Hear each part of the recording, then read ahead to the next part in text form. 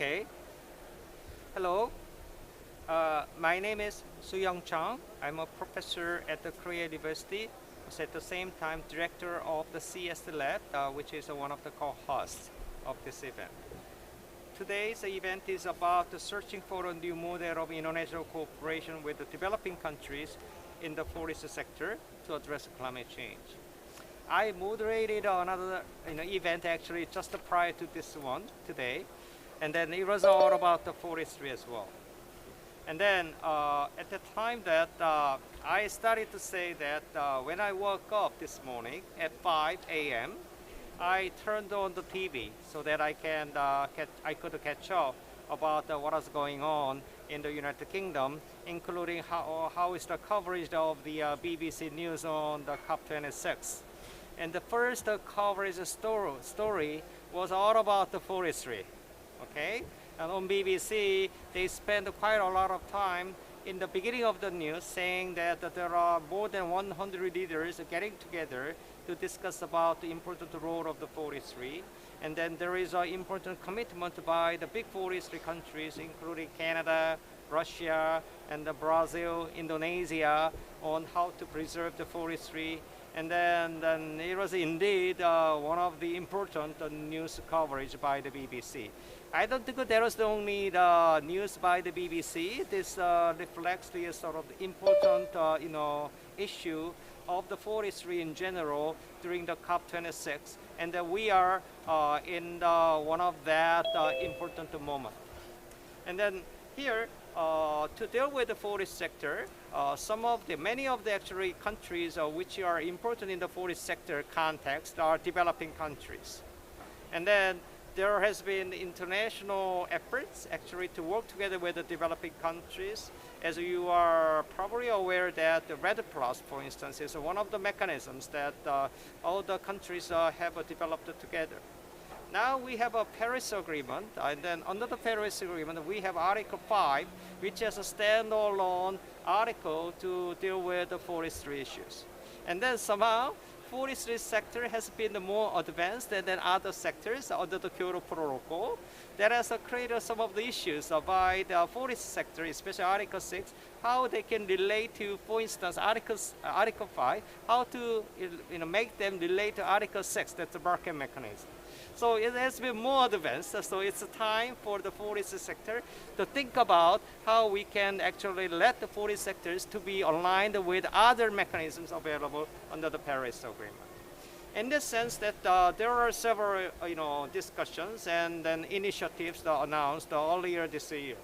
For instance, in April, when the President Biden of the United States hosted a climate change summit meeting by his administration, there was an important announcement about, I don't know whether you heard about it, LEAP program, which is a part of the how to make a complementary efforts to make Red Plus programs more effectively implemented. There are important countries committed to participate, including Norway, United States, United Kingdom, and others. And there is growing participation by the private sector. So it's a good model. And then participating organizations have been thinking that is it all enough? And then are there anything that we need to think about more? And then we have realized that, for instance, that there are still more things that we need to develop to work together with the developing countries. For instance, that if we go to developing countries, they have a great wills and plans, but sometimes maybe because of lack of experiences, because of some other reasons, that there are many cases where developing countries may not have enough capabilities to implement those good programs by themselves. So here, for that, this co-hosting organizations are thinking about what are the new model of the international cooperation that will make cooperation more effective with the developing countries in forestry sector, assuming and actually knowing that the forest sector is the very important sector to address climate change. Co-host this event is co-hosted by the many prominent organizations. CSDLAP, where I direct, which is based in South Korea, Also, Environment Defense Fund kindly participating in this event as well. And Asia Europe Foundation, which has played a very important role between Europe and the Asian countries on various matters, has kindly agreed to become a co-host organization. Also, Global Green Growth Institute, as many of you now know, that is headquartered in South Korea and having more than 30 member countries now to help out the developing countries to better develop and implement their NDCs. And then finally, Korea University GPSCS program, that's focusing on actually forest sector, supported by Korea Forest Service, is also participating in this event. So I'd like to thank for all those co-hosting organizations to organize this important event together. Having said that, we have great lineups in terms of speakers today. And then as the first speaker, I would like to invite Mr. Jong Soo-yoon, who is a senior advisor of the CSDLAP. At the same time, he was a former Vice Minister of Ministry of Environment in Republic of Korea. So, Mr. Yoon, floor is yours. Would you want to come forward to the podium?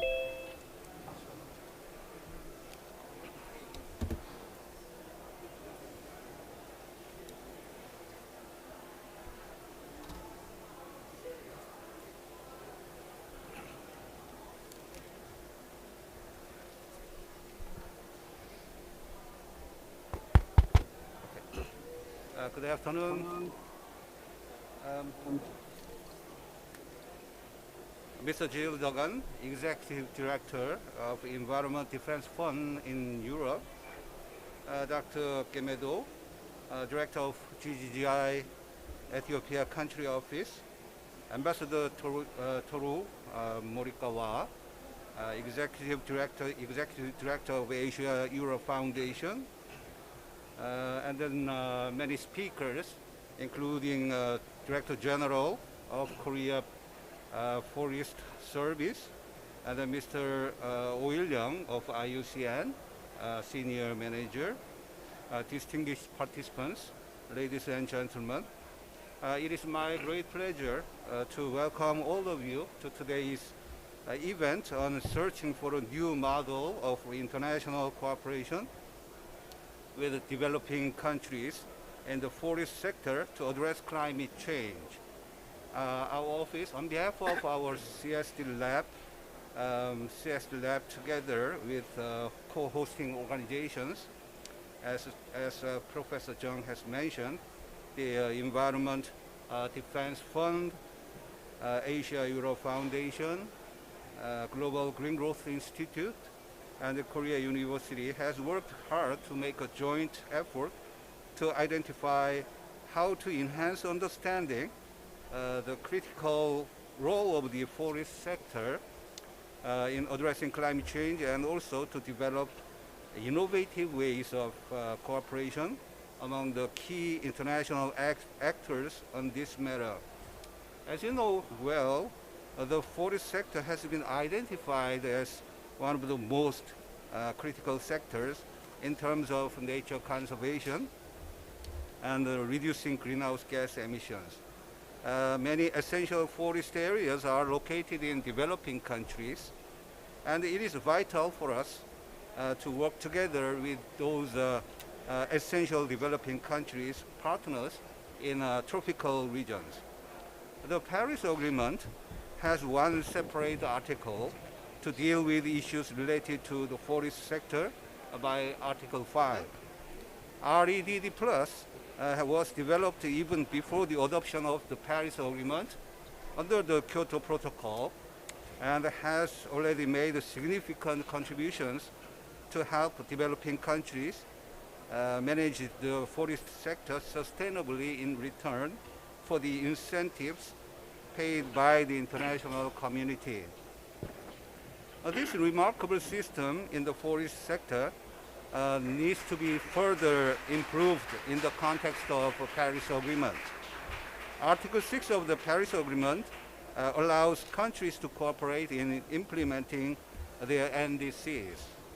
By developing jurisdiction level of activities in the forest sector in terms of reducing greenhouse gases forest conservation and creating jobs and other opportunities, developing countries may find more opportunities to receive financial assistance and technology transfer.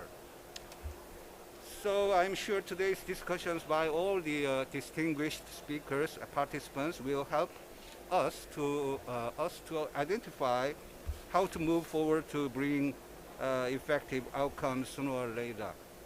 For that, I look forward to having active and constructive discussions today. Thank you very much. Thank you. And then now I'd like to invite Zeo Dugan, Executive Director of the Environment Defense Fund in Europe. So floor is yours. Would you want to come forward to the podium?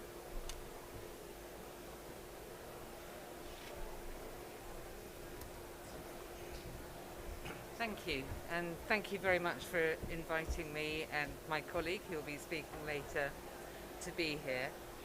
As you've already mentioned, yesterday there was an important announcement about 100 countries signing up to eliminate deforestation by 2030. We have been there before. In 2014 there was a similar ambition that has not been realised. The difference about COP26 has got to be that this time we make it happen, and in order to make it happen we need proper collaboration, a variety of means and a real willingness to make it work. And that means all nations working together, using different and appropriate mechanisms to ensure that we can make this a reality by, at the very latest, 2030, and sooner if we possibly can. I'm looking forward to a really interesting discussion this afternoon, but I think this needs to be the time at COP26 where we make this ambition really come to pass in the future, so we can look back on this moment as being truly historic. Thank you very much, and I look forward to an enjoyable conversation this afternoon. Thank you.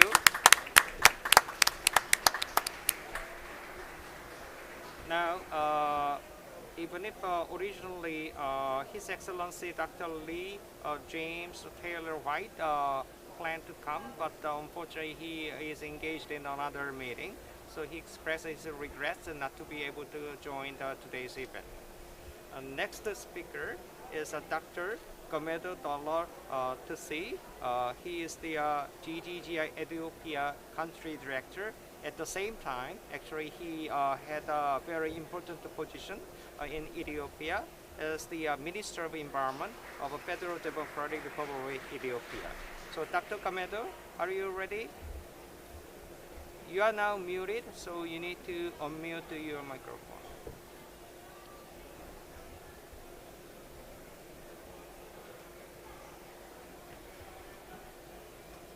You are muted. Hello, do you hear me? Yes. Thank you very much, Professor Chung, for facilitating this and also event and also organizing the event. Excellencies, distinguished scholars, all protocols observed, ladies and gentlemen, I'm very happy, pleased to be part of this event, and also sincerely thank the organizers for this event, which is very important and timely. The new model for international cooperation with developing countries. Thank you very much again for inviting the Global Green Growth Institute and also for giving me this opportunity. The Global Green Growth Institute, GGGI, is a treaty-based international organization that focuses on supporting developing and emerging economies to achieve sustainable and inclusive growth following the green the green economic growth model. We had another member, and now we have 41 member states as members of the GGGI.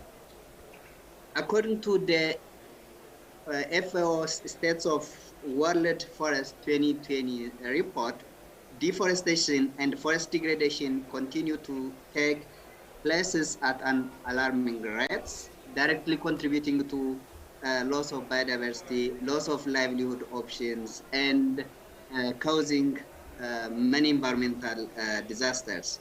This report also points out that only between 2015 and 2020, the rate of deforestation was estimated to be about 10 million hectares per year.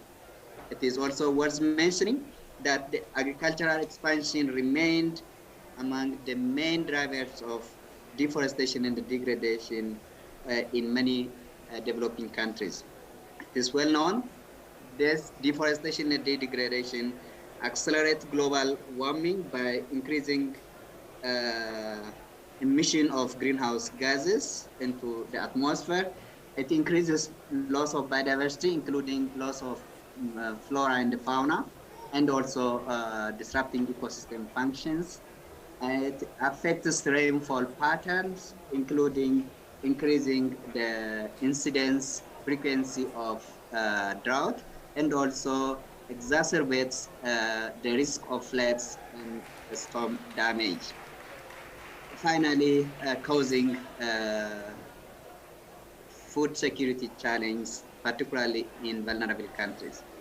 Despite the significant decrease of total global forests, the Republic of Korea is among the few countries in the world that have achieved a successful large-scale forest restoration.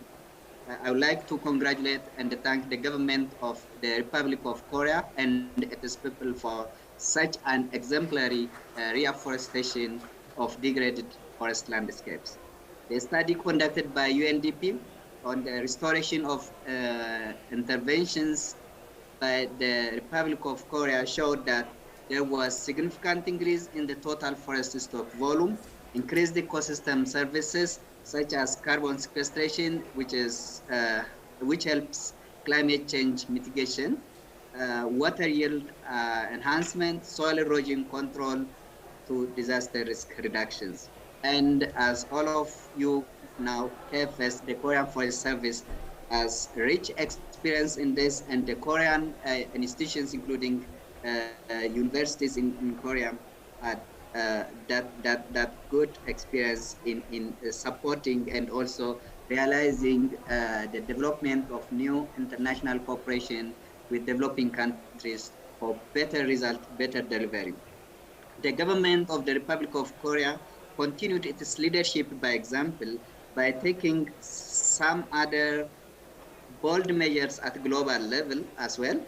For example, at the 12th meeting of the Conference of the Parties to the Convention on Biological Diversity, the government of South Korea launched the Forest Ecosystem Restoration Initiative, PERI for short, to support implementation of Aichi biodiversity targets on restoration and protection of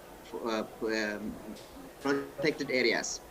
The initiative aimed at assessing the costs and the benefits of restoration, identifying degraded areas with potential for restoration, and also funding the implementation of restoration activities in developing countries. Under the UNFCCC also, there is a Red Plus initiative, which has been adopted by many countries, including the government of South Korea, and we are happy that governments are still demonstrating their commitment to realize those targets, those decisions under the UNFCCC. And the Global Green Growth Institute in this context has been working closely with its member countries to support them in terms of policy advices, technical support, and also working with the government of Korea in developing countries in diverse areas of interventions, including restoration of degraded forest landscapes, capacity development, and technology transfer. There are many COECA and the KFS projects being implemented and under implementation in many developing countries, including in Ethiopia. The Global Green Growth Institute is closely working as a delivery partner with the government. And in those projects, one of the issue we need to capitalize on and continue working on is the partnership with diverse stakeholders and also both local and international organizations. And in RED Plus projects, which has multiple benefits, there is a high need to engage private sector because plantation forestry is critical in many developing countries, and value addition in forest sector is another important area of intervention where private sector could engage in, and the coordinated and timely action are critical issues, critical interventions that need to be well addressed. And in this context, the Global Green Growth Institute looks forward to strengthen its collaboration with the Republic of Korea and its relevant institutions for more engagement aimed at promoting new model of international cooperation with developing countries in the forestry sector to address climate change. Thank you, sir. Thank you, Dr. Gamedo. I know that the GGGI Ethiopia office will start to implement 10 million US dollars funding provided to COICA in implementing landscape-based project. And then I think their organization will also be one of the good examples to introduce a new approach to deal with issues on forest sector. Thank you very much, Dr. Gamedo again. And then our last but not least speaker in our opening session is Ambassador Toru Morikawa, Executive Director of Asia Europe Foundation. The floor is yours.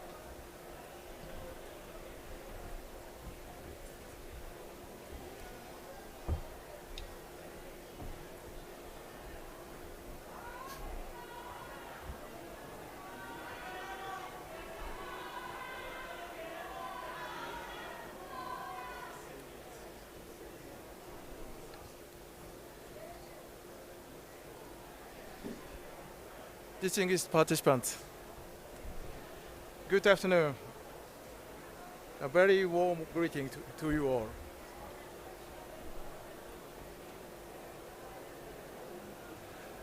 At the outset, on behalf of Asia Europe Foundation, I'd like to extend a big congratulations and deep gratitude to the co-hosts of this event, Center for Climate and Sustainable Development Law and Policy, Environment Defense Fund, Global Green Growth Institute, and Korea University. I would like to also thank the government of the Republic of Korea and its delegation to have allowed us to convene the event in this very beautiful pavilion. Today's side event is one of the first organized events on this theme after the historic Leaders' Declaration on the forest and land use adopted last night.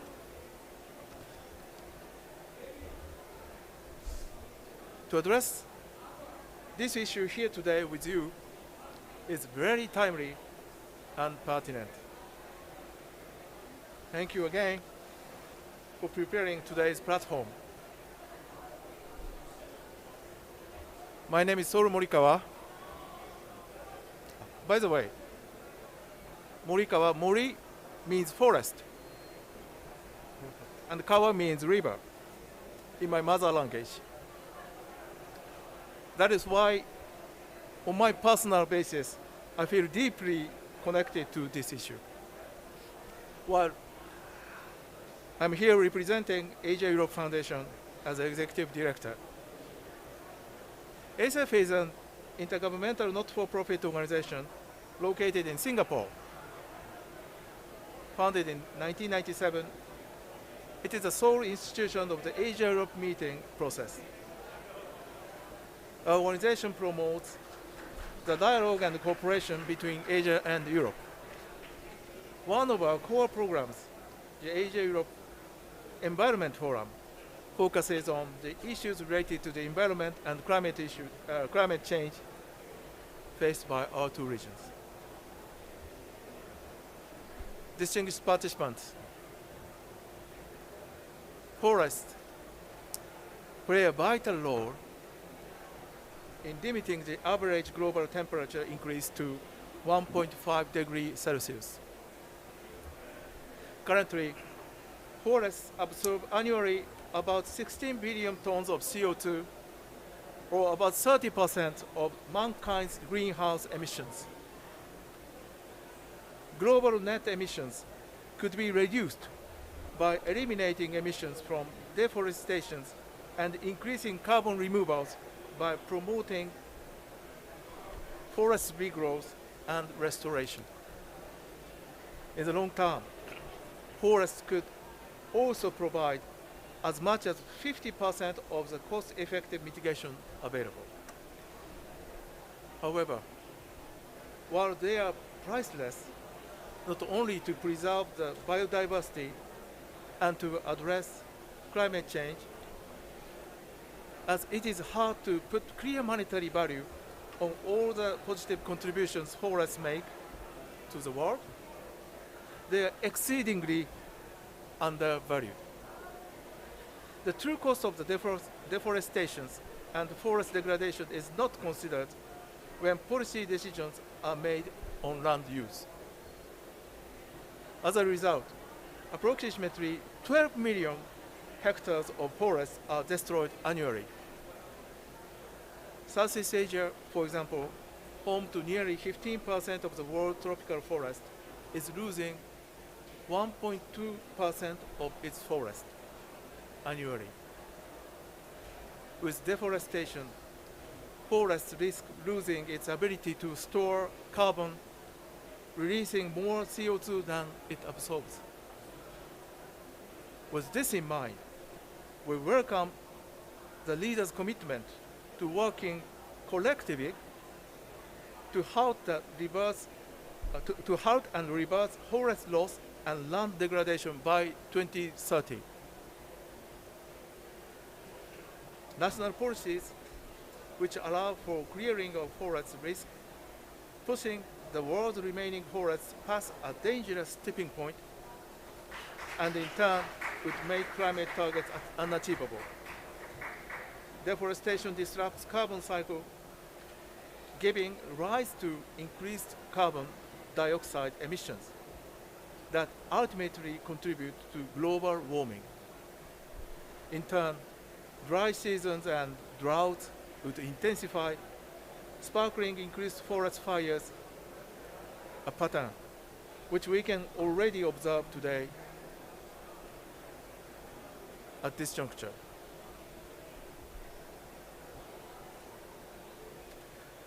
Forests would not only be lost due to deforestation, but climate change itself due to the fires.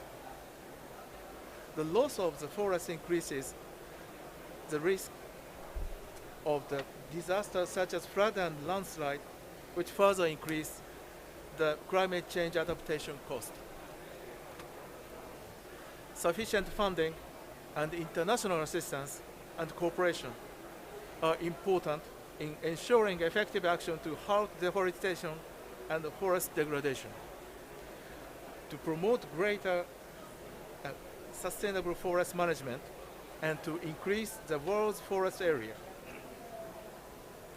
However, based on 2019 figures, only 2% of funds available for climate change mitigations are available for efforts to reduce deforestation. While multilateral mechanisms such as UN REDD+ are already in place, more can be done to hasten the progress. In conserving and restoring one of the planet's greatest assets, probably we need a shared strategy to realize the achievement of this important leaders' declaration. The windows of opportunity of how the regression of our forests over the tipping point is small and narrowing. International dialogues such as today's event are important stepping stones in exploring practical solutions to improve sustainable forest management. I hope for insightful and fruitful discussion and look forward to learning from our panel of esteemed speakers. With that, I conclude my remark. Thank you so much. 감사합니다. Thank you, Ambassador. We have several opening remarks and congratulatory remarks by the distinguished speakers, participants, and then all of them emphasize the important role of the forestry, and there are important stakeholders, not only the government, also international organizations, and then I think people as well, and that they also emphasize the important issues of how to assist developing countries from by providing more financing resources and the technology transfer. So having said that, thank you very much for the distinguished speakers for your welcoming and congratulatory remarks. Before we move to the next keynote speech, I'd like to suggest to have a group photo among the participants. Would you want to come forward to the podium so that we can have a picture together?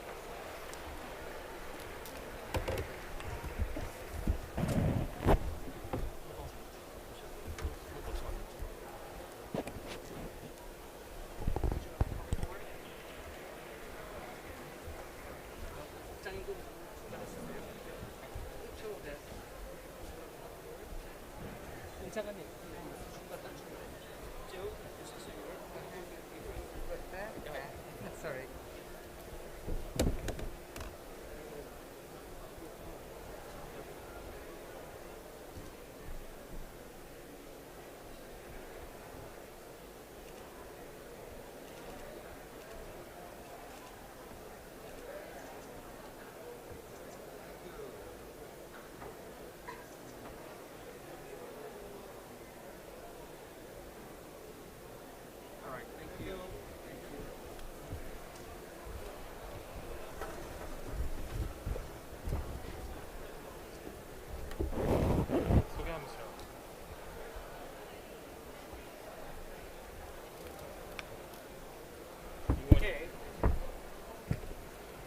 Okay.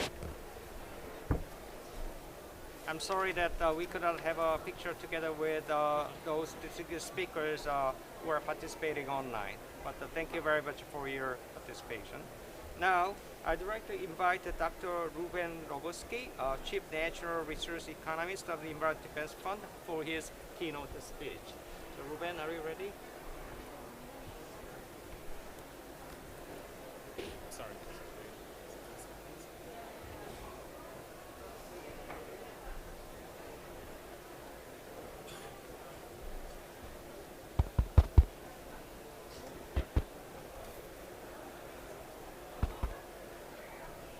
Thank you, Dr. Chung, and thank you, everybody. It's a pleasure to be here today. As we heard, the race is on to stop tropical deforestation. The world leaders yesterday announced the ambitious goal of stopping tropical deforestation and land degradation by 2030, and there's arguably nothing more important for meeting the goals of the Paris Agreement and more broadly for the well-being of humanity. So we have a big challenge and we have 10 years to do it. I'm very optimistic that now a lot has changed. A lot of the conditions are now in place to make this possible in ways that were not possible before.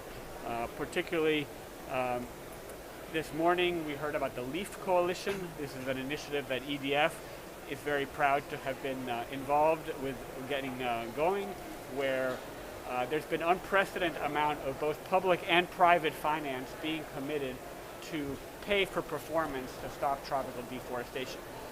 But to pay for performance, we first have to have performance. And now there really is a need to deliver on the ground in tropical countries. And this is going to require new models of international cooperation that are much bigger in scale than anything we've seen before. So one important piece is that is this issue of scale, going big in ways that we haven't done before. Two, we need to have an unprecedented unprecedented and new level of integrity, both environmental integrity and rigorous measurement and quantification, but also social integrity. And then finally, we need not only the public sector, but we need to find new ways to involve the private sector in the implementation of these large-scale programs. So just a little bit of review. We've heard that tropical forest conservation and other natural climate solutions very conservatively can produce at least 20% of the emission reductions needed through 2050. And it's not only through 2050, but it's right now that tropical forests represent one of the few really gigaton or billion-ton scale opportunities to reduce emissions globally. And this is not an optional strategy. It's really essential to meet the goals of Paris. We see a picture here from the IPCC which shows that under a middle-of-the-road scenario for achieving 1.5 degrees, global emissions, this is the green line, have to, in net terms, be net zero by around the middle of the century. But the brown wedge, which is the emissions from the land sector, actually have to go to zero much sooner, no later than 2040. So this is really an urgent priority for the world. Basically, world emissions within the next decade have to go down by about 50%, but emissions from deforestation and the land sector have to go down by more than 3/4. So this is a very big challenge, and we need to do it right away. Sorry. So it's a big challenge, but we also have some experiences that show us this can actually be done in practice. This is a figure from the state of Mato Grosso in Brazil, which is one of the most inspiring examples that I know about. So Mato Grosso is a very big state, which is about 3.5 times the United Kingdom, so about the size of France plus Spain put together. It's just one of the states in the Amazon region. And in 2004, these bars show the 1,000 square kilometers of deforestation across the two biomes, the Amazon region, which is the gray, and the Cerrado, which is the more drier forest region in the green. So in 2004, deforestation was at 18.4 thousand square kilometers. If Mato Grosso had been its own country, it would have been one of the top 10 emitters on the planet, and more than all the rest of Brazil put together. And the government got serious. It implemented a whole set of measures, and in less than 10 years, emissions were down 90%, putting Mato Grosso around 54 in the world in terms of emissions. So I don't think we've seen anything like this in any other climate strategy at this level of scale. And what's maybe even more important is not only did Mato Grosso reduce its emissions, but it kept them low, even as the federal government was reversing the priorities and the policies for protecting forests. And and also this was not done by shutting down the economy or hurting growth, but it was done at the same time that agricultural production kept rising. So soybean production, cattle production kept rising, helping to make Mato Grosso one of the most important agricultural regions in the world at the same time that its deforestation was going down. And this was done through not only projects on the, a variety of projects on the ground, but really by having the government involved. So the government implemented law enforcement efforts, implemented protected areas, implemented training programs, programs for indigenous peoples. A whole variety of efforts came together to make this possible. And this is what we call a jurisdictional approach. I think this is very important to think about how we're going to get to the scale of impact that we need and the integrity of the quantification that we need. So a jurisdictional approach goes beyond select projects that can be done, one by one, and thinks about a more holistic strategy for a whole country or large region like Mato Grosso, where we're doing a variety of strategies, the government, private sector, agriculture, indigenous people, communities, all coming together to reduce deforestation at this big scale across a whole landscape. And actually tomorrow, EDF has been part of a group of eight major environmental organizations and also the Indigenous Alliance of the Amazon region to try to develop some common guidance for companies investing in tropical forest protection. And one of the important messages is the need to evolve from where we are now in terms of projects to think much bigger in terms of this jurisdictional implementation. And one of the good news also is that there's a variety of action around the world happening on nature-based solutions, and there's various efforts already that have potential to scale up to jurisdictional performance. So this is a new website from the Nature for Climate Coalition, which has these case studies from all around the world. And for example, I mentioned Mato Grosso. There's this conserve program that EDF is also involved with, which is a program to pay farmers to conserve forests on their private lands. This is a type of program that can really is not just a select part of the landscape, but can really be more of a systemic strategy to reduce deforestation at large scale. We're also working with the World Wildlife Fund, and they've developed programs in Malaysia around transforming the sustainability of palm oil. And that again can be a systemic strategy to deliver large-scale performance. So we have to do things on the ground, but in ways that can deliver change at much bigger scale.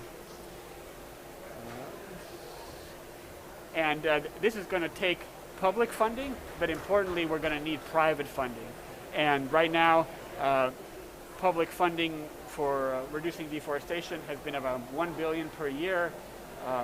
We think to really implement the NDCs, we've analyzed it, it would take closer to $8 billion per year.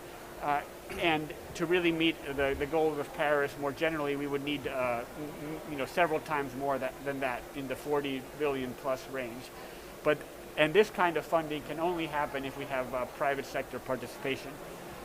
We're very proud, as I mentioned, to have helped catalyze the LEAF Coalition, which is an effort that was announced in April at the climate summit led by US President Biden.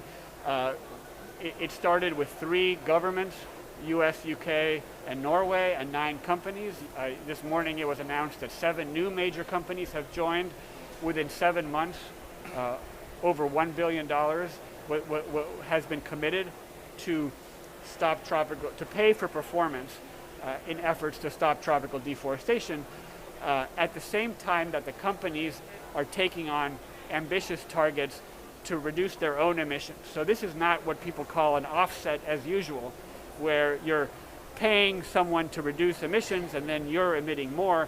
Here it's about leading companies pledging to reduce their own emissions and also contribute to what's needed at the planetary level by investing to protect forests. So there's very ambitious criteria for the companies, and it's again based on this jurisdictional approach. It's based on a rigorous standard called the ARC-Tree standard, which applies at this jurisdictional level, and where the tropical countries have to reduce emissions at large scales, and then over time increase their own contribution. So the baseline goes down, eventually driving deforestation to 0, which is what we need. So this is a big part of the solution in terms of now. I think over the past few years, the challenge has really been to mobilize demand from companies and governments to help protect forests. Now we're seeing a shift where the constraint is less the demand, and now the constraint is becoming really the supply and the performance of the tropical countries. So with the LEAF coalition, there was a call for proposals, and there's been an unprecedented amount of political will with over 35 jurisdictions wanting to participate. There was an initial screening that some of those programs were not ready technically, but over 23 jurisdictions from all around the world have now passed the screening that they're ready to sign agreements. And here's just showing some of the jurisdictions, and some of these are going to be signing agreements in the next few days. I know Vietnam already signed an agreement, and several others will be signing agreements to participate in this pay-for-performance approach. But again, as I said, now the challenge is to deliver the performance. A lot of these programs are at very different levels of capacity and readiness and ability to do the investments that are needed to deliver the emission reductions. So, sorry, I'm having some.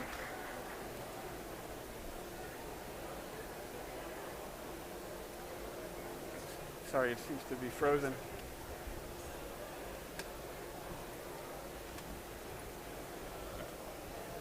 Okay, so thank you. So the conditions for success are coming into place to really catalyze large-scale private finance and public finance for this jurisdictional scale RED+. There's been, over many years, there's been a lot of readiness funding from the World Bank, from Norway, from UK, from other public donors that have helped develop this foundation for success through overseas development aid, and that's still going to be important. There's also been important international frameworks, especially the Paris Agreement, but also the CORSIA program of international aviation that's developed standards for including RED in markets. And also, as I mentioned, the LEAF coalition, which is being coordinated by Emergent, which is a nonprofit finance facility to be an intermediary between companies and governments and the jurisdictional programs, and also this ART-TREE standard, which does the rigorous monitoring and measurement. But again, there's still some missing pieces. And in particular, what's needed is really some catalytic upfront finance and public-private partnership arrangements to help the jurisdictions perform at a really big scale. And now there's money at the end of the tunnel in terms of pay for performance, but there's a need to deliver that performance. And this is going to require some new models.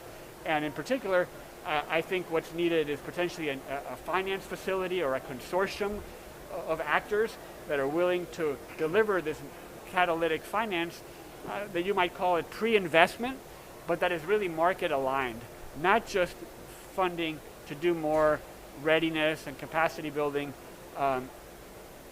without a goal, but really with the goal of delivering large-scale emission reductions in a very rigorous, commercially minded way. And that can take, that can involve technology, it can involve technical capacity, upfront funding, and also helping to create new structures, public-private partnerships, and that can really absorb funding to deliver on the ground. And we could think of, I think a potential model might be moving away from traditional project finance in the carbon market at relatively small scales and thinking much bigger in terms of, for example, infrastructure partnerships or infrastructure funding, where there's public-private finance coming together to deliver really big-scale investments that are really transformative. Or the Gavi, the Global Alliance for Vaccines, which is really a global initiative to mobilize both private and public funding to deliver large-scale vaccinations. I think this is the type of initiative that we need to help make the vision real. And I think there's a real opportunity in Korea to be a leader in this effort, not just in the Asia region, but potentially for the whole world. Korea, with its expertise on reforestation, with its expertise on market-based approaches, for example, the Korea ETS, with climate finance, with the Global Green Growth Institute, with the Green Climate Fund, with government efforts, and also the potential of the private sector in Korea as well to be a leader in this space. So we're very excited about this opportunity. Actually, EDF has signed a MOU with the CSDLAP to help think about how these approaches could be put into place, and looking forward to working together to be part of this very important solution. Thank you very much. Thank you, Ruben. So Ruben provided us how actually we can actually involve the private sector on the basis of the public-private partnership. And then Ruben referred to the Gavi, which actually helped Vaccine Institute. I don't know whether you heard about that institute, which is located in Republic of Korea.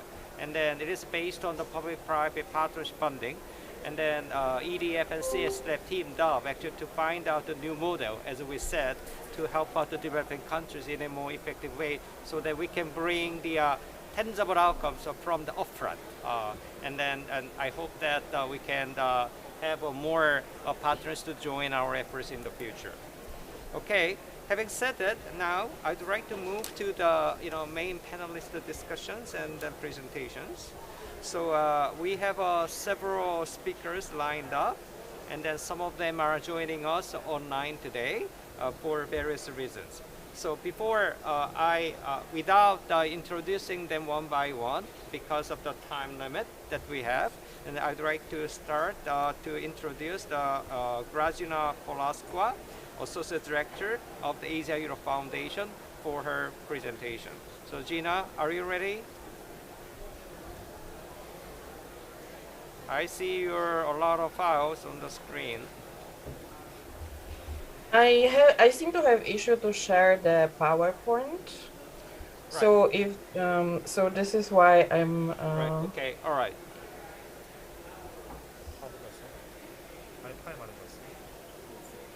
So if I can have support on it, when I was testing it, it was working. I'm really sorry for that. I'm not quite sure. Stop sharing. Stop sharing. Stop sharing.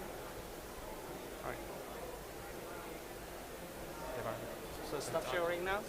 Okay.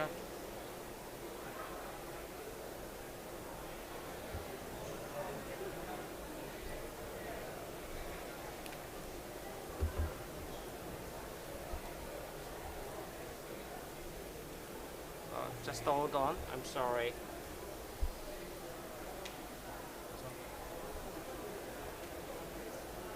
Okay, maybe this will be easier solution. I'm not quite sure. It's just not there.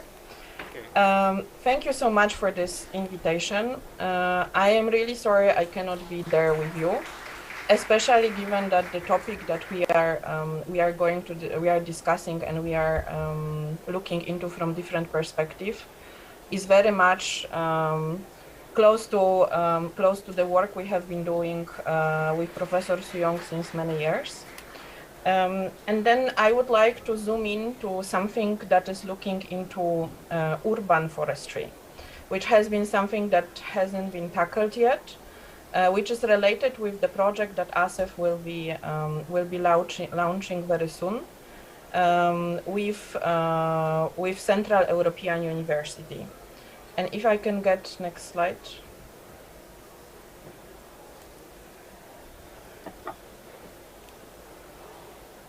So basically, I will just briefly introduce the approach we have with the nature-based solutions and what we are planning to do, and also with the insight looking into how we envision the collaboration with developing countries from Asia Europe Foundation side, and then some takeaways that I would like to share with all of you regarding the implementing nature-based solution in general.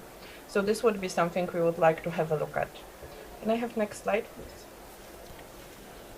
So I will start with the definition, but we also have the colleague from IUCN speaking today. So this is also why I was thinking this would be a good idea to introduce this definition. There is many definitions of nature-based solution approach that are floating around, also by European Commission, as well as different think tanks. However, in general, I think they are all together looking into nature-based solution as something that allows to protect, sustainably manage, and restore natural unmodified ecosystem, together with looking into societal challenges. and having in mind this collaboration and the need for the balance before humans and nature. Next slide, please.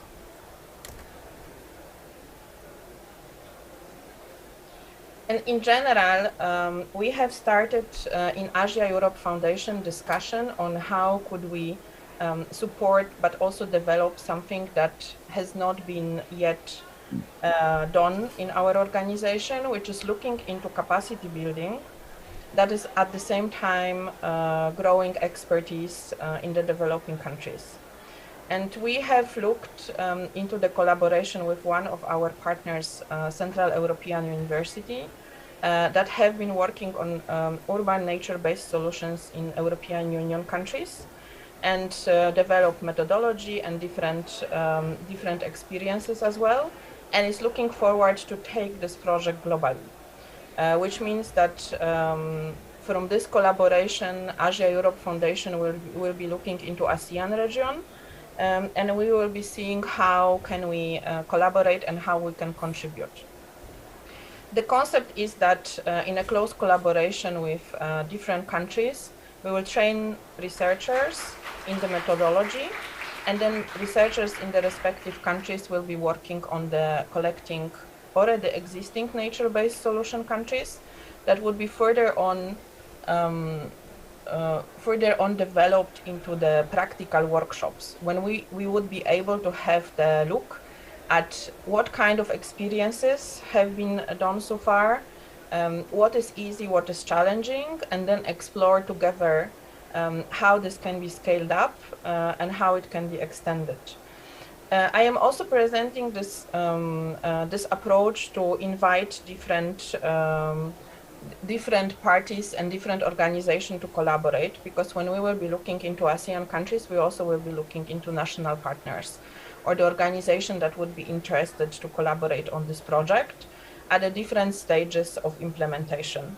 Can I have next slide?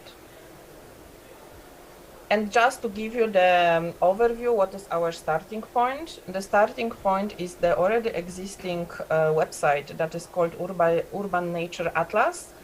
This was the project that was funded under EU funding Horizon 2020 in collaboration with British Academy.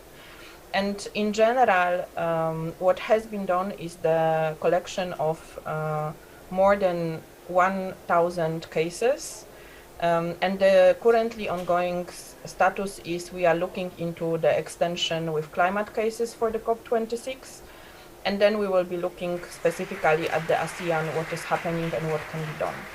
And I would like to share with you a couple of cases and how they can transform cities, and how also we can benefit from the forests and trees in general with the relatively low costs that are usually connected with nature-based solutions approaches.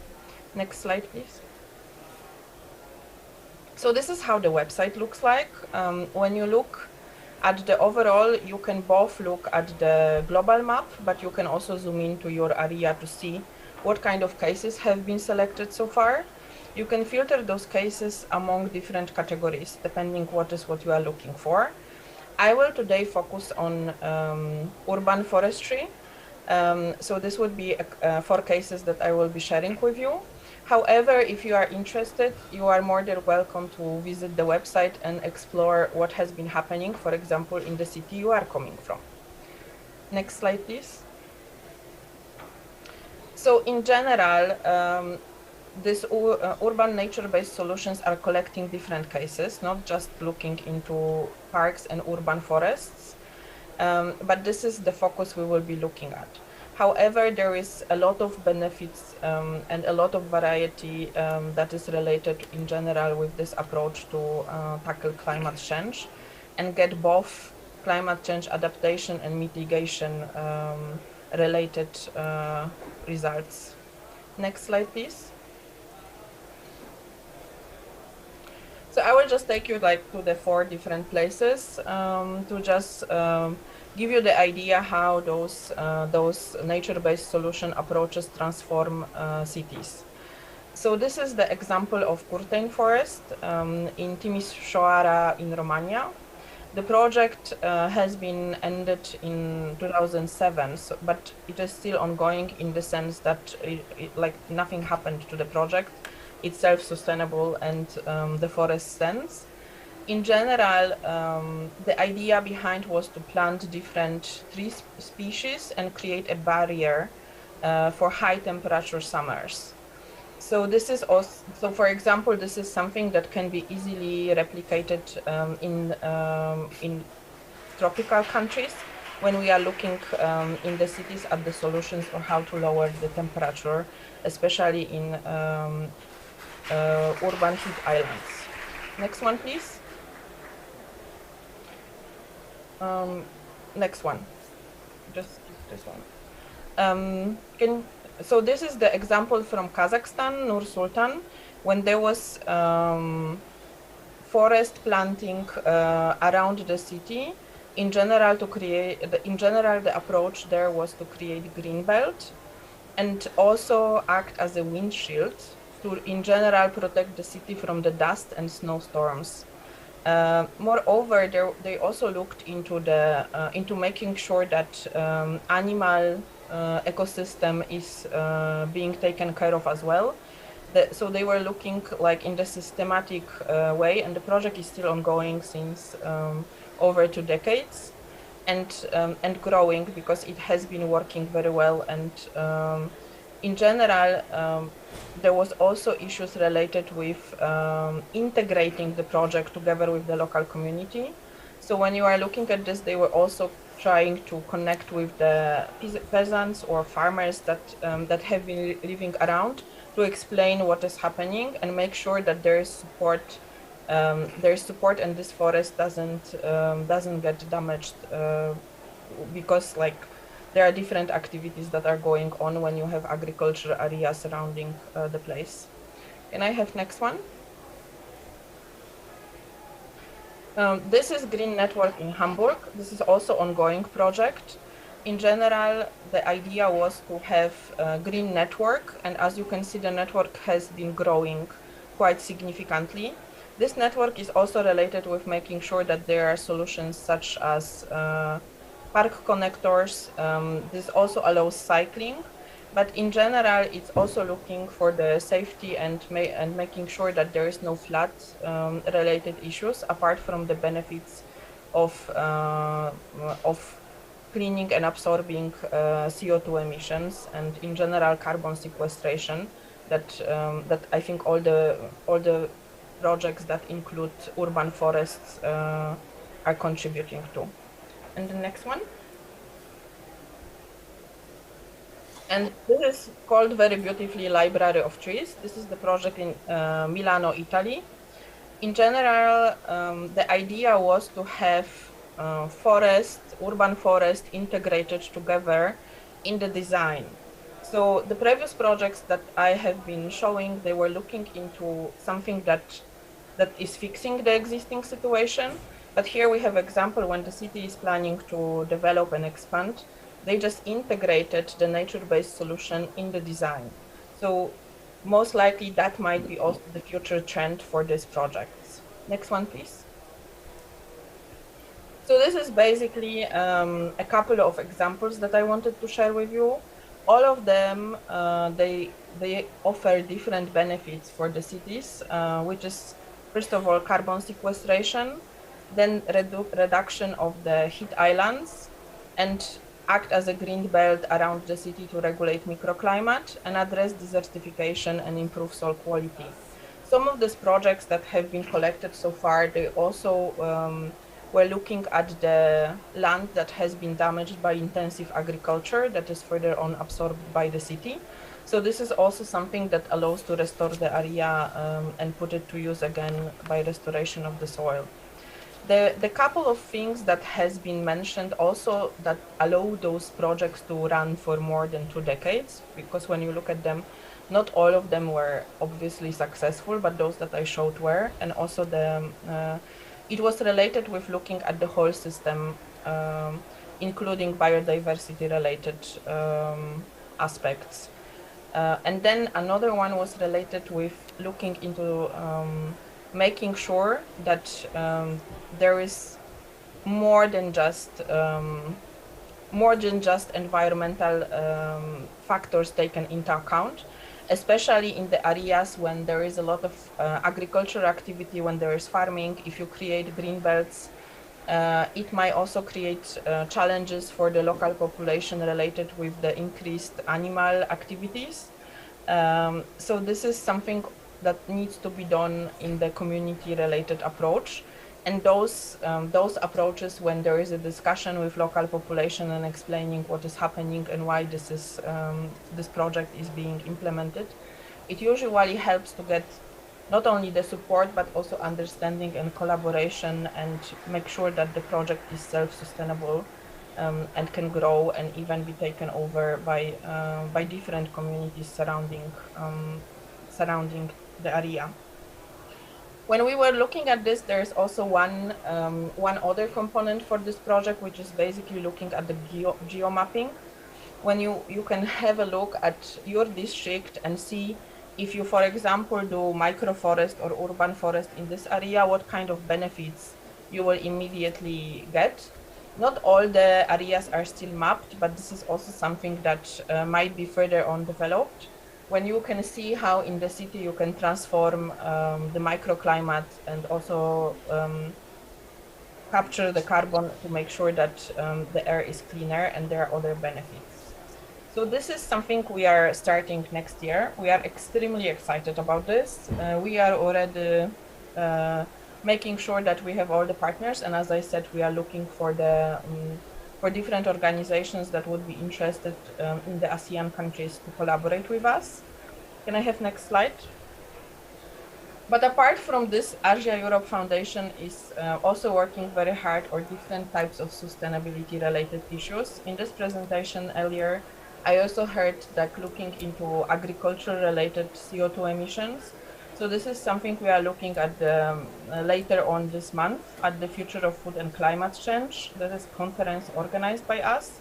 So this is just a small promotion of what we have been doing, an invitation from your side to check our work.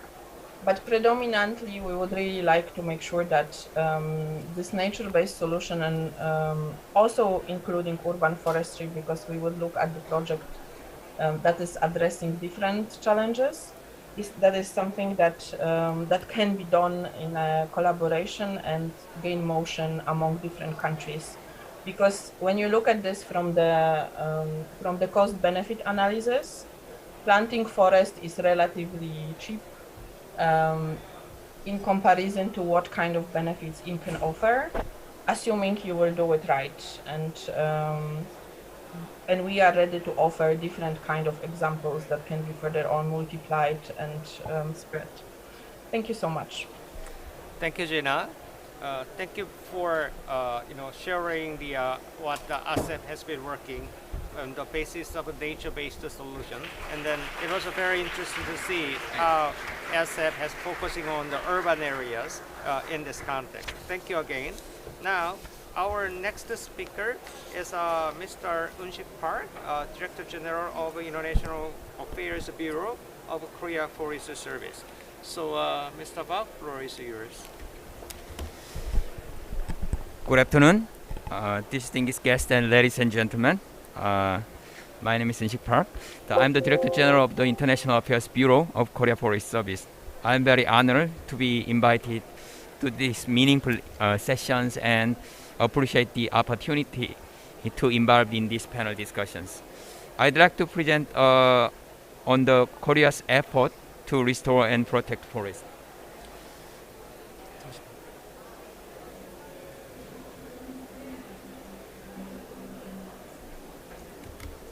Yeah, thank you. Yeah. Mm-hmm. Yeah, first I'd like to briefly review the reforestation in Korea.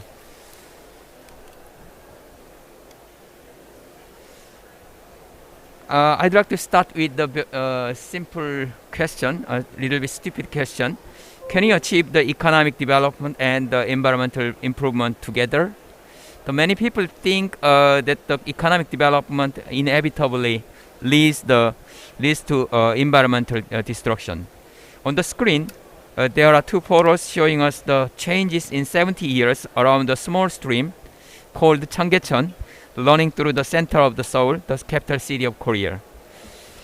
Based on the Korea's experience, it is telling us that the answer to my stupid question is absolutely yes. We can achieve economic development and environmental improvement at the same time. For your better understanding,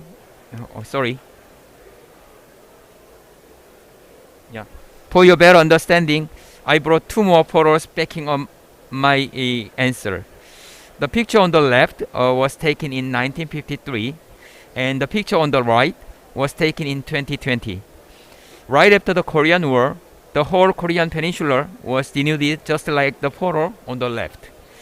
The Korea forest had only 6 cubic meters of stand volume per hectare at that time, but within 70 years, it underwent a drastic transformation. In 2020, the sand volume reached 165 cubic meters. It is more than 27-fold increase compared to 1953. During that period, Korea planted more than 10 billion trees. This number is equivalent to every Korean planted more than 200 trees during that time.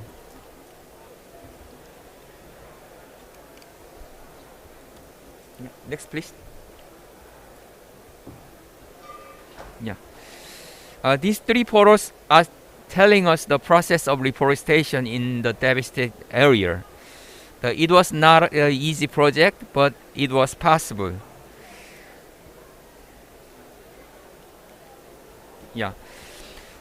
Sorry. What made next, please. What made okay, this one. What made this reforestation possible? According to the studies, there are 4 major driving forces. Those are the public participation, setting a national agenda, implementation of policies, and economic growth. First is public participation. Most Korean people participated in the reforestation activities through called Semaurundong, which is the movement for reforestation and rural development. Back in 1960s and 70s, the forest landowners and local community organized the Sallimge, which is the forest community structure. It worked as a cornerstone for reforestation and forest protection. Second, the reforestation was adopted as a top priority national agenda, and then it was supported by the strong leadership. At the time, the president emphasized and shared his vision to build a forest-rich country many times. Third is systematic policy implementation. The KFS, Korea Forest Service, became an independent organization during the restoration period in order to mobilize more personnel and resources to restore the forest. In addition, forest protection laws and other foundational laws were enacted to protect reforested areas. Also, National Forest Planning System was introduced to sustainably manage forest in a more comprehensive manner. Last, economic growth also contribute to this reforestation. The economic growth changed energy source from pure wood to briquette or petroleum. This change put less pressure on forest. These 4 factors that I have presented today might sound very familiar to us. It is surprisingly same to the Red Plus activities in developing countries. So, the Korea is sharing our experience with the developing countries through Red Plus project to tackle climate change. Based on the valuable lessons we have learned from the successful reforestation, we are implementing several pilot projects in Mekong countries. These projects have some integrated directions to reduce deforestation and forest degradation. Projects are raising local people's awareness of climate crisis, and supporting volunteers for forest patrols and registering community forest.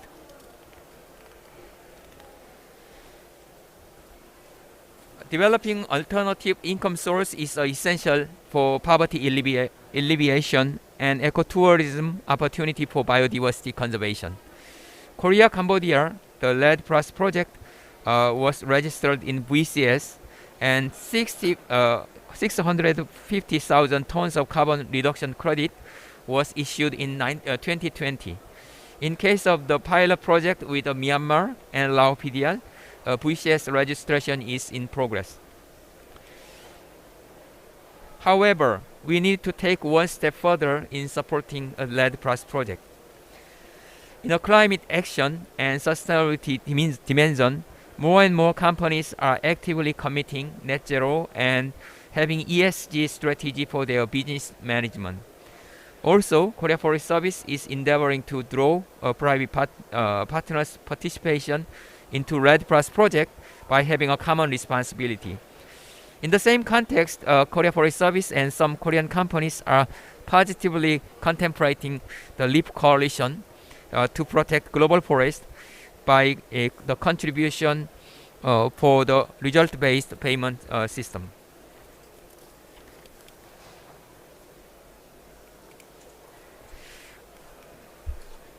Yeah, also, the Korea Forest Service is expanding the scope of Lead Plus partnership to Central and South American region as well as the African region, based on our learned lessons from Asian region. The Korea Forest Service has already joined the COP Central Africa Forest Initiative in 2017. In addition, the Korea Forest Service is pursuing for larger scale Lead Plus program at some national or national level for enhancing influence but preventing leakage and displacement of emissions. So it's exactly same as this approach is in line with the LEAP coalition's directions. Yeah. Okay. Today I shared the Korea's experience and the direction of the Lead Plus programs of the Korean government. So I think it will be very useful for the many other countries to want to develop the economies and to restore their denuded forest. Thank you very much. Thank you. So in the context of the searching for a new model, ASEF model is focusing on urban, right, as we heard. And then what the Korean government tries to do, Korea has a pretty successful experiences in terms of reforestation. From the very poor country to reach relatively advanced economy in the world. And then during that time that the forest sector played a very important role. And then Mr. Park just shared the how Korea made that the story successful. And then Korean government is furthering its effort to team up with many international partners in the context of the Red Plus. I think several elements can be Koreanized based on the Korean unique experiences. And then finally, Mr. Park mentioned that the Korean government further join the LEAP program, as Ruben presented on. This can be another very innovative model. And then I think in the next, maybe Korean government can also make another efforts to join the more advanced and innovative models that we can develop together with the private sector. I think that's what the Korean government is heading toward, and there are many opportunities in terms of searching for a new model for the developing countries. Thank you very much for your presentation, Mr. Park. And now I'd like to move to some developing country cases. So in that regard, the first speaker from the developing world is Dion Sukumarjoy, the senior officer of Forestry, Food, Agriculture, and the Forest Division of ASEAN Economic Community Bureau of ASEAN. So are you ready?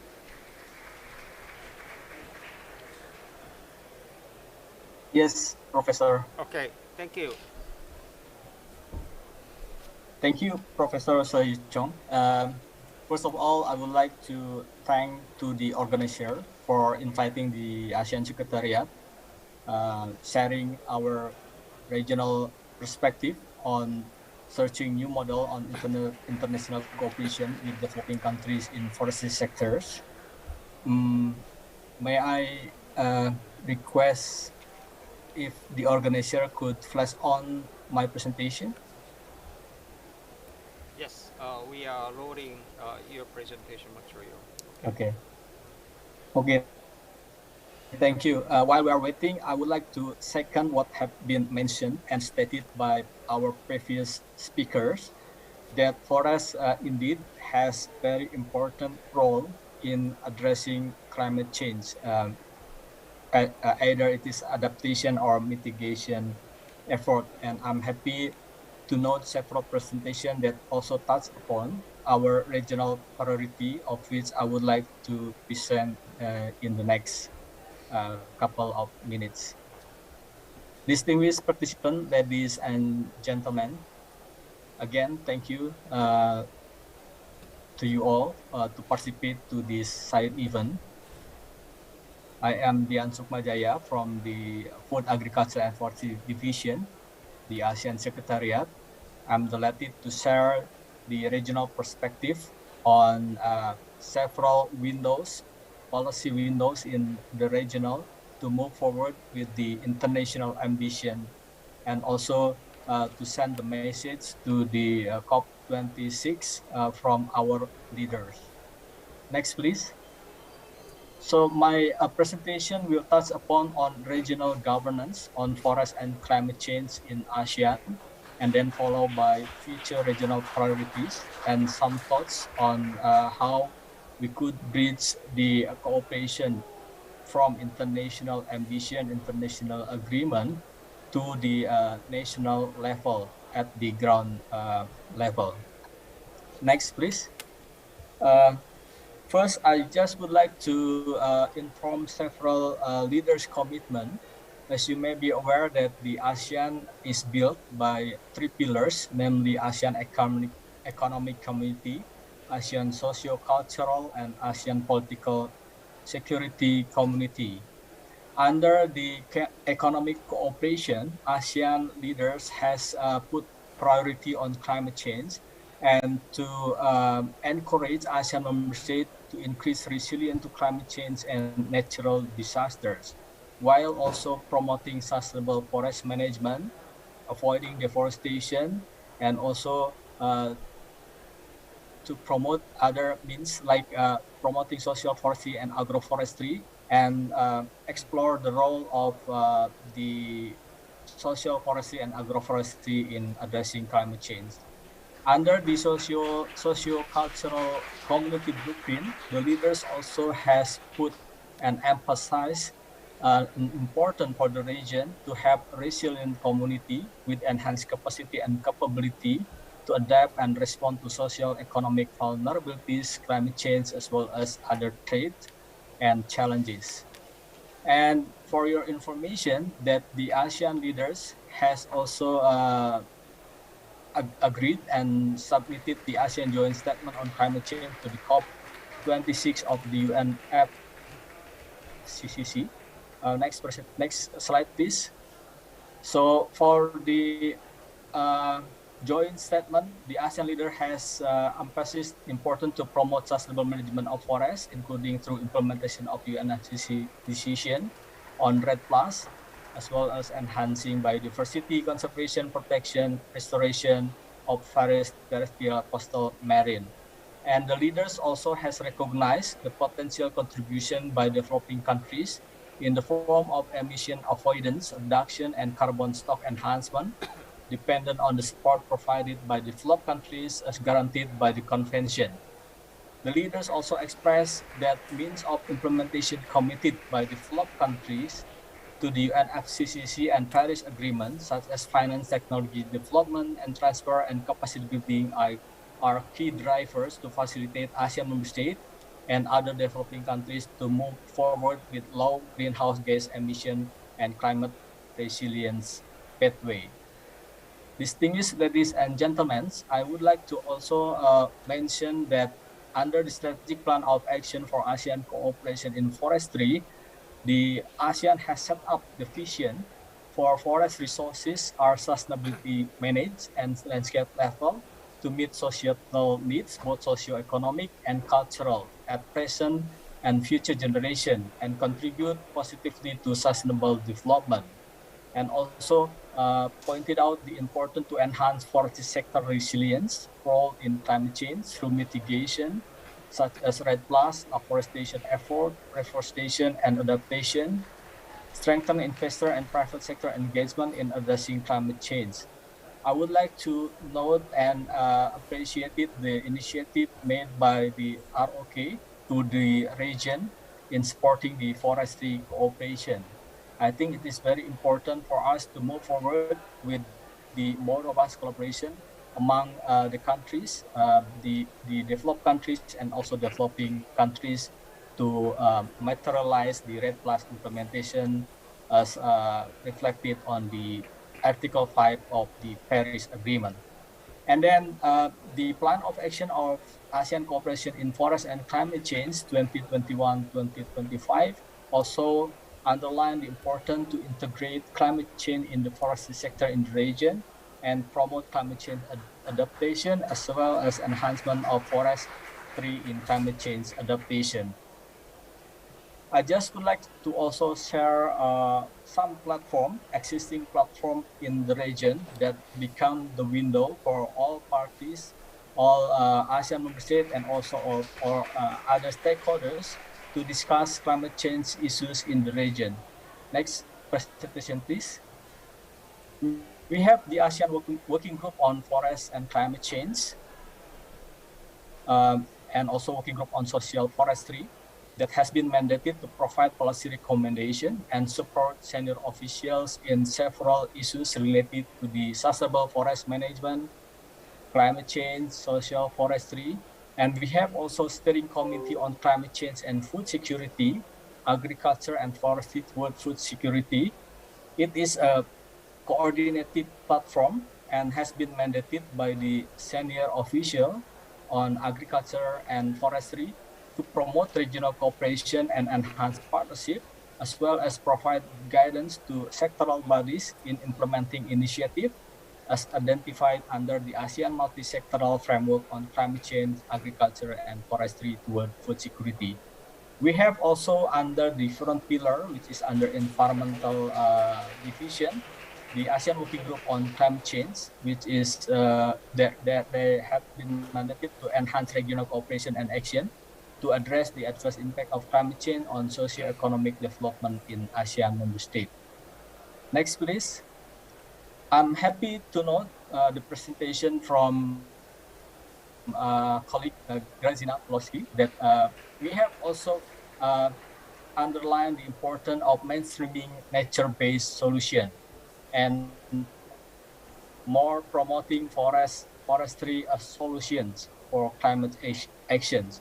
So in ASEAN, we have social forestry, agroforestry initiative that can be considered also as part of best practices under nature-based solution.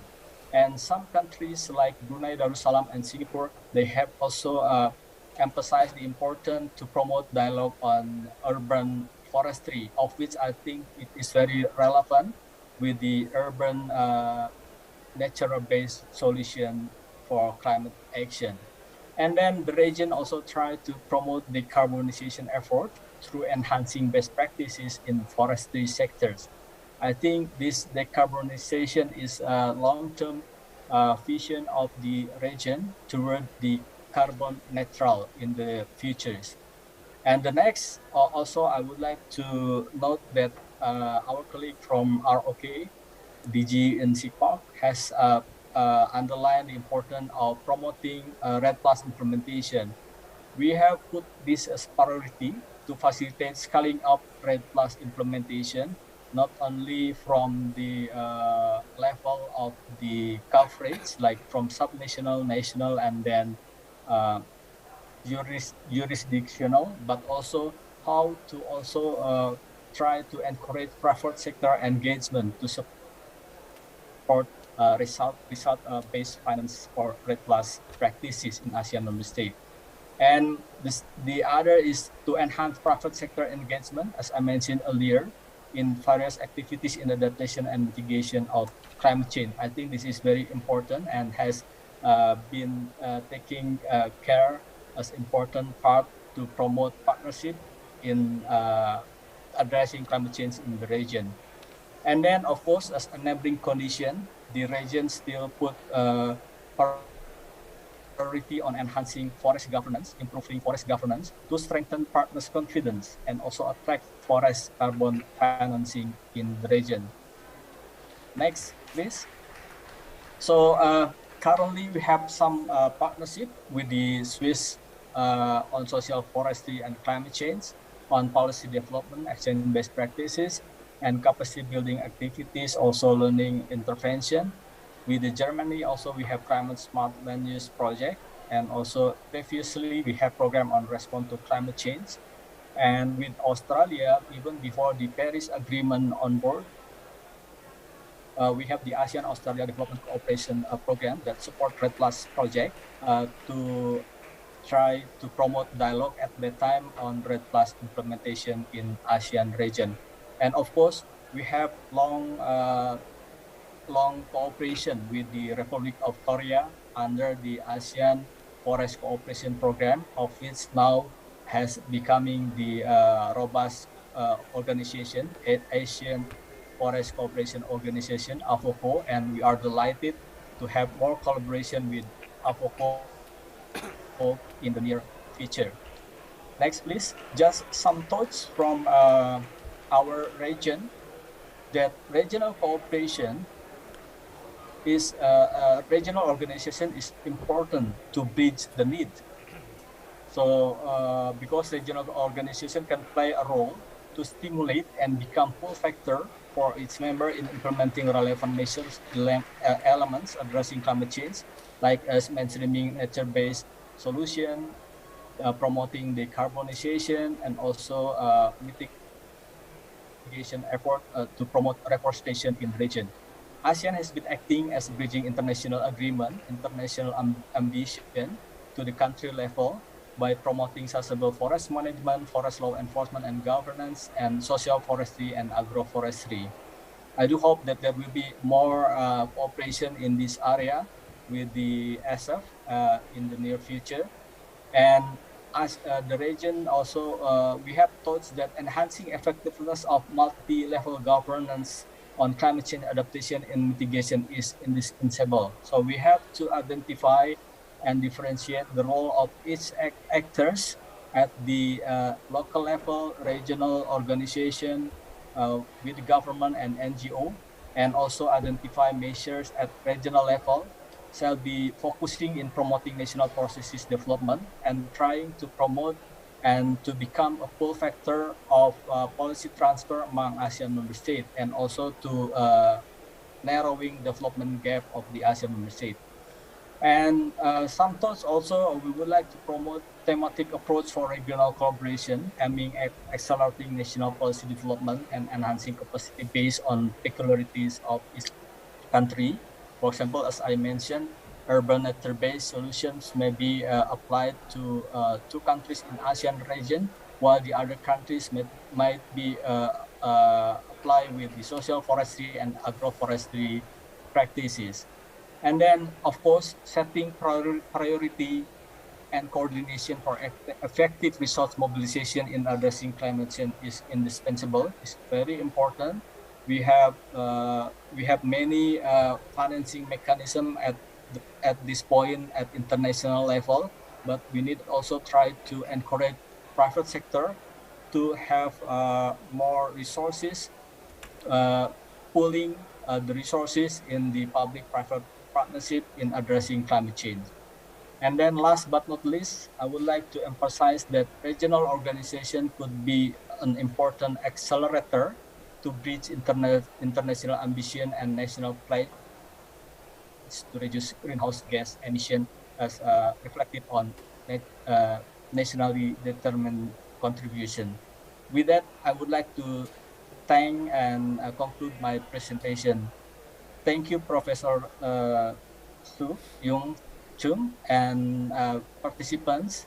Back to you. Thank you. Thank you. So we just heard about the what the ASEAN Secretary has been working on, and then previously we've been talking about what are the models that I think that developed world can provide to developing countries, and then after I heard about the ASEAN story, then I think there are ample opportunities that we can create because ASEAN region as a whole seems to be very ready to be able to work together with the developed world. So for that, thank you very much for your presentation. Now, I'd like to visit a country in Asia, that is Indonesia. So we have Professor Rizal Bor, Executive Director, the Center for Climate Risk and Opportunity Management, Bogor Agricultural University in Indonesia. This university is one of the leading universities in Indonesia in forest sector. So Professor Bor, floor is yours now. Thank you, Professor Chung. Good evening. So good afternoon there. Here is always, this is midnight. I think it's already 12:30 a.m. So thank you very much for inviting me to this very important event. So so I would like to share a bit on what we think, but how actually we can really create kind of new model for the international cooperation with developing countries in the forestry sector. As we know, the forest play an important role, as has been mentioned by many speakers, that we should not see the forest not only just in terms of capacity in sequestering carbon, but role in providing the environmental services, biodiversity, and we know that also the role of forest, the most important one actually also regulating our climate. So removing a large area of forest actually can also affect our climate itself. So it might affect the mesoclimate and also can cause the rainfall become more erratic and also intense extreme event as well. So I think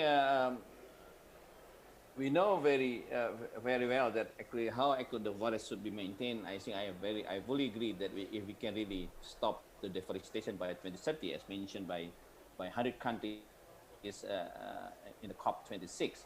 But this also creates a big challenge, especially for the forested tropical countries like Indonesia.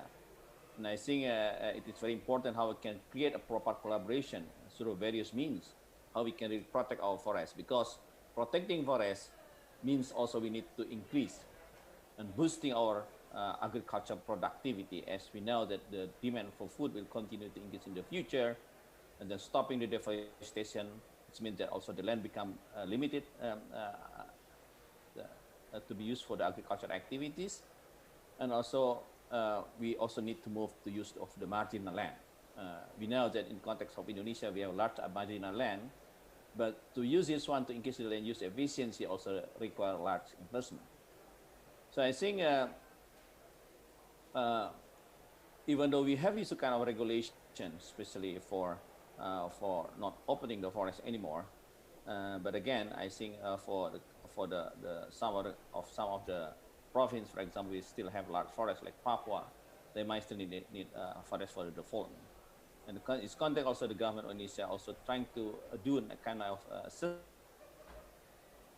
assessment analysis to show what actually the area, the how to say is actually the availability area that should be allocated for a certain province to ensure that actually the province can still able to maintain their conservation value, but also can meet the development. And of course, if the incentive for developing countries in protecting the forest through the result-based payment, I think it's need to be promoted, also need to be encouraged. But even though we know that the funding is still far from enough, and also the price, the magnitude of the incentives being provided is also not so much. And I think the discussion again, we are talking about the uncertainty in carbon counting is also make the value of the carbons from forestry project is a bit lower compared to the energy. But I think this perception needs to be changed, as we know that actually the role of forest not only just a carbon, but also have a very various kind of use for supporting our life. So that's why I think, as Professor Chung mentioned, actually in the Article 6, we are talking about the rule, how actually we can really also use the private involvement in context of promoting the implementation of the mitigation, especially through the carbon trading. And I think this is one of the issues I think need to be canvassed in the negotiation in the COP26, because it's quite also very crucial how actually this kind of mechanism, the market mechanism, can also fully support how we can really change the way we manage our forests. But of course, there are many also other opportunities how actually we can really improve the management of our forest resources. As we know, actually the value of forests, so we are trying now to move away from the from not only just from timber production in making use of the forest, but also for the non-timber forest product. And so how we can support the indigenous people, for example, to harvest timber forest products. So we create a number of programs already, like social forestry, and also the how to support the community within the concession. So a social forestry, we call it the forestry partnership, that can also support how they can also increase the productivities of the crop in the land. But the big challenge in the context of Indonesia, again, about the forest is about the management of the peatland. This is one of the big source of the emission in Indonesia. So we know that there are about almost 40 million hectares of the peatland has been used. It is available in Indonesia, but more than half of it is already converted, and half of that is already used for timber plantation, also for state crop and crop production, and half of that also still remain as unproductive. So again, this also create a challenge for us, how actually we can really promote the investment in the peat restoration, because it's one of the challenges. There are a number of technology already available on that. We call it polyculture, how actually we can really make use of the peatland with the technology which is suitable for the wetland ecosystem. And in most cases, actually, the use of our peatland is really using the dryland practices, because most of the agriculture practices is actually dryland farming practices. That's why we have to drain the peatland, and this will create a lot of a problem. It creates fire and everywhere. So now, actually, if we would like to accelerate the restoration of the peatland, and I think it's not possible only just rely on the government budget and also just the community. I think the involvement of private also is very crucial. The signal from the government, also for the international, how also the incentive can be provided, and how actually this kind of program is also fall under the result-based mechanism, also go into the market mechanism. I just would like to share a bit on the slide that I would like to focus on the peatland, probably, if you don't mind. Is that okay if I just share a bit? Yes. Yeah. So if you look at here, the practice is now is actually the government of Indonesia, they established kind of one of the institutions who can accelerate the restoration of the mangrove and also peatland ecosystem. So one of the programs has been implemented in the last 3 years. Actually, we call it 3R, actually rewetting, revegetation, and revitalization. So all the peatland that has been used actually is being rewet, especially the one which is degraded. And by doing this, actually 85% of the farmers say that actually after rewetting, actually the situation, the fire risk can reduce significantly. And the revitalization also provide kind of alternative livelihood for the community who lives surrounding the peatland, how actually they can also make use of the non-timber forest product and protecting the forest, protecting the peatland forest, as well as restoring the forest. This also quite successful program, but there are many movements in the government how actually we can really support this kind of program. But if we look at based on our discussion with the community, how actually they are, the interest in terms of practicing the political system. So we asked the farmers, about 100 of farmers actually, the one who do not know the political culture and the one who already know about the political cultures. And then it is quite interesting founding here actually the one who do not political culture, but they after we explain what is political culture system is, so they're actually interested in. But there are some is not sure, but the one who already know political culture, because the benefit of doing this actually is quite high. But most of them actually are very interested in practicing this political culture. But again, the problem is about the financing support. I think that if it's very important how actually we can provide kind of catalytic and refinance and upfront finance for the farmer who like to implement this kind of activities. And I think if we link this with the carbon trading, it might be very important how actually the additional fund that can be provided for supporting farmer and provide the farmer the incentive for doing this kind of practices. And then we have a number of pilots already implemented on the ground, and we can see here there are many good kind of trees that can be planted and grow well and can produce benefit for the farmers. But the practice is not still in limited areas, because there are it's only just at the pilot stage. But this actually the challenge and also opportunity how actually the farmers who operate in the peatland can really adopt more the sustainable practices. And then type of the support, what the farmers are thinking is actually, if we look at here, also we do this kind of survey. There is need some of innovative funding mechanism for supporting farmers, and of course, in the current policy, actually, there is no kind of credit scheme provided for the farmers who operate in the peatlands, especially on the agroforestry. So I think, so the farmers said that actually access to credit are very important, including a market for the communities, as well as the facilitator who can provide and facilitate the farmers to do these practices, including also input support and also capital support. But the most important is access to credit, and I think this also one of the areas that can be interviewed by the government, how actually we can accelerate the adoption of these good practices. But of course, the collaboration, international collaboration on research and also collaboration among the university are quite critical.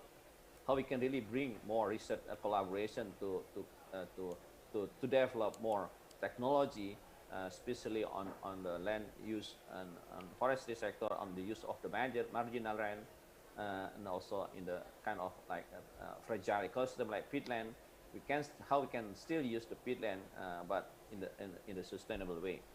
I think the more innovative financing and will be needed. I think I just would like to end up to now, up to this, and I think we can open the discussion. We know that the time is very limited, and thank you very much for your attention. Thank you, Professor Poor. I know that it's very late time in Indonesia now, and then thank you again for your staying here up until now. And in Indonesia, according to Professor Poor, is quite ready in order to working together based on the new model that maybe developed world may be able to provide it. And then it sounds like a result-based payment is one of the key issues that Indonesia would like to deal with. And then they are ready to incorporate not only Article 5, but also Article 6 of the Paris Agreement mechanisms together. And then there are peatlands and the mangrove areas, and then there is some sort of unique systems that Indonesia may have.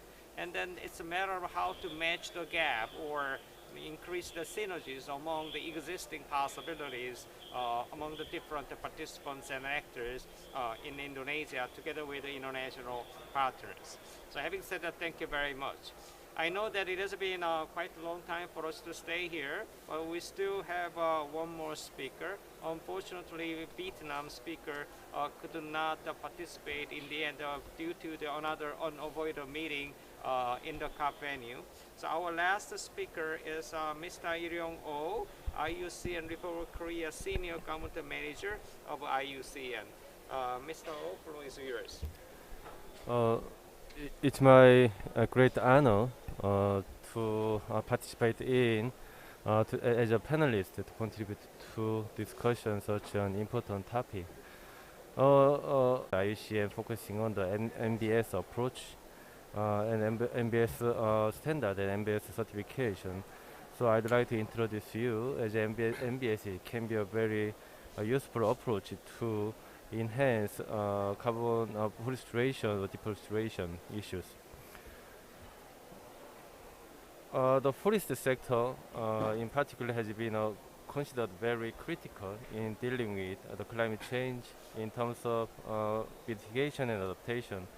Recently, the view has broadened with the recognition of importance of a nature-based solution for climate mitigation and adaptation.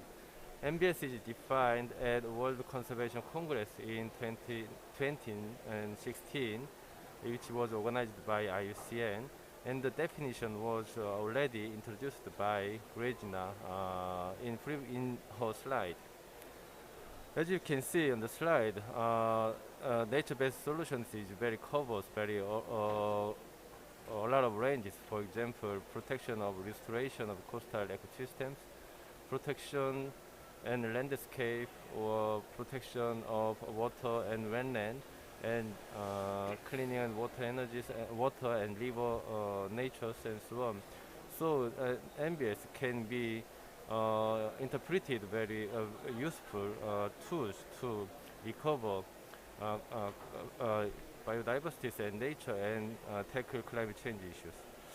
According to the study by Girardin, published in the Nature 2021, effective use nature-based solutions that protect, restore, and sustainably manage nature can have the same effect as reducing carbon dioxide emission by 10 gigatons a year, which is the average annual greenhouse gas emission from transportation sector around the world. The importance of nature-based solution can be recognized by international bodies such as APES, IPCC, and communique of G7 and G20. Forest being one most important element of MBS holds great significance in terms of greenhouse gas reduction, climate change adaptation, job creation, and well-being of local communities. Use of forest for sustainable development is not that different from use of nature-based solution. For this reason, I wouldn't limit my discussion point to forest, but have a broader approach on how to promote nature-based solution. I'd like to address 4 points. First, it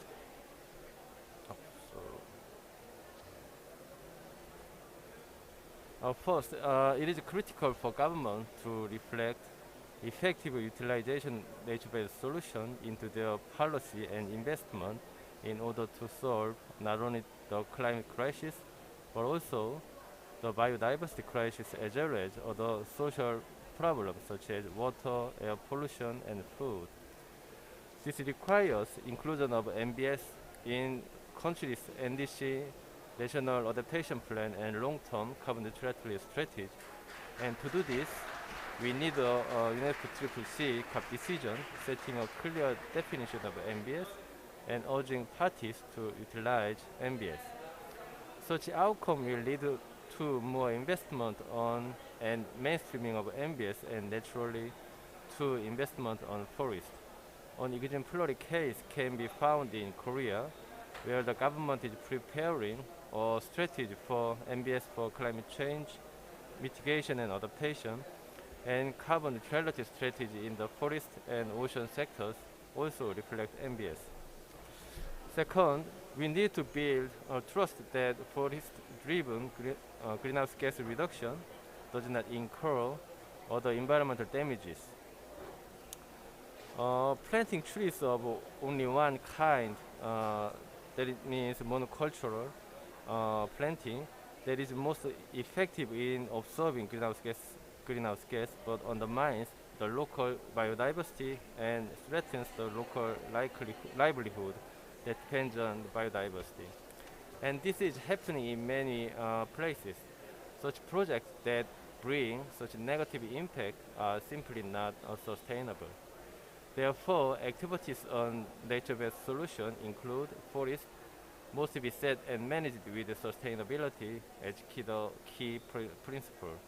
Last year, IUCN developed the global standard for nature-based solutions, which consists of 8 sectors and 23 specific standards, including address societal challenges they gain to biodiversity, economic feasibility, inclusive governance, and sustainability. The standard provides key principles on what kind of MBS would work to solve such issues. IUCN plans to develop a verification process by a third party on whether a project such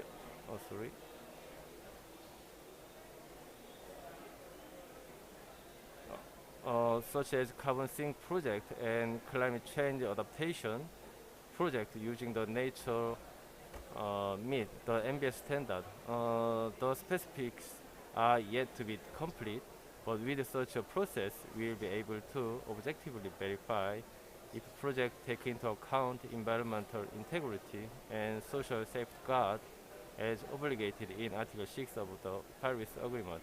I believe that such a verification process will provide a foundation that international multilateral bank or development bank or public financial institutions can trust and invest on projects verified for their consideration of MBS.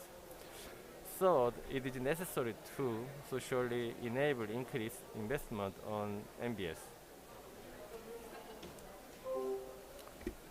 In other words, it is important that efforts are made to redirect investment that policies that parties have undertaken to overcome the COVID-19 pandemic towards tackling the climate change, increase biodiversity, and protect the nature. According to the climate financing, climate policy initiative, only 3% of the climate financing goes to MBS. It also states that some investment packages result in damaging the nature. In order to ensure that such trends are converted toward solving both climate and biodiversity crises altogether, IUCN has launched the nature-based recovery initiative.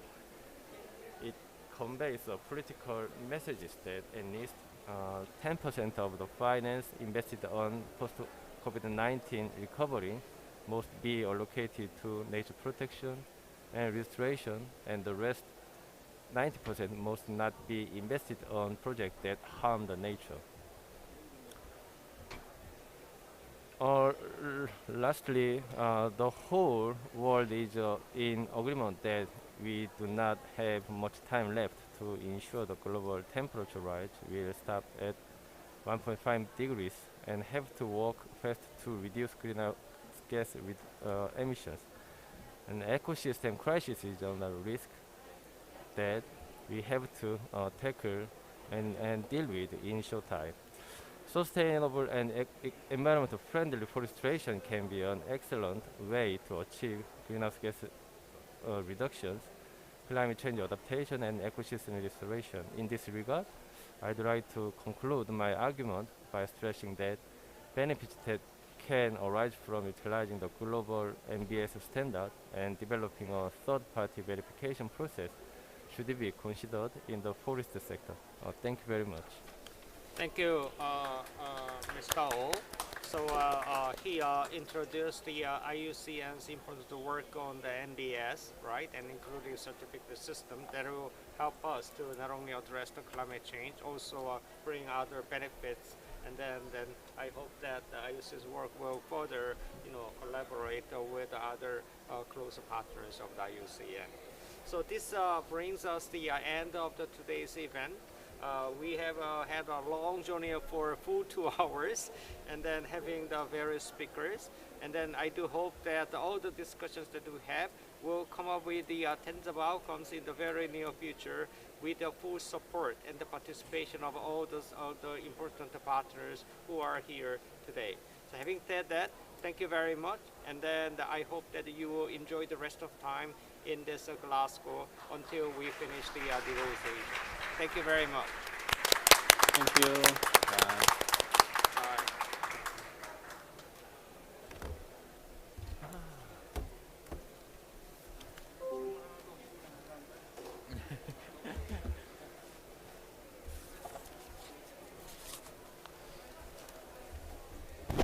국장님 너무 고생하셨죠? 옆에 앉아 계시니까. 예, 저희 또 같이 또 이동하셔야 되는 거죠? 저녁 이거 나와. 저기 청장님 챙겨가지고 바로 따라가겠습니다. 제 장소는 잘 모르는데요. 네. 이거 잡고 좀. 네, 받아가지고 제가 바로 가겠습니다. 곧 뵙겠습니다.